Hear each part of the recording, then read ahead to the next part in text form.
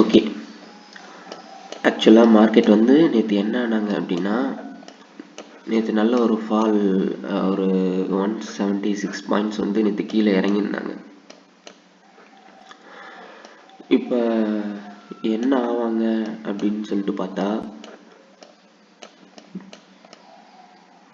Market வந்து கிளியராக ஒரு அப் ட்ரெண்டில் தான் இருக்காங்க. Low high, higher low, higher high, அப்புறம் ஹையர் லோ.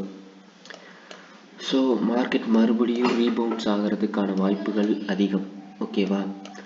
ரீபவுன்ஸ் ஆனாங்க அப்படின்னா எவ்வளோ தூரத்துக்கு வருவாங்க அப்படின்னு பார்க்குறோன்னா, இந்த இடத்துல ஒரு ரெசிஸ்டன்ஸ் இருக்குது பார்த்தீங்களா? இந்த இடத்துக்கிட்ட இருக்க ரெசிஸ்டன்ஸ் வரைக்கும் வர்றதுக்கான வாய்ப்புகள் இருக்குது. இதை பிரேக் பண்ணாங்க அப்படின்னா அடுத்த இதை நம்ம வந்து பார்க்கலாம். ஓகேவா?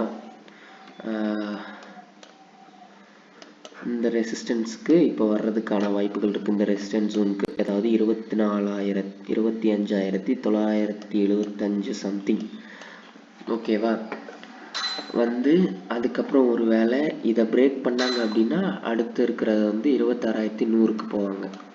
ஓகே, சப்போஸ் இல்லை அப்படின்னா அவங்க வந்து பிரேக் பண்ணிவிட்டு மறுபடியும் கீழே வர்றதுக்கான வாய்ப்புகள் இருக்குது.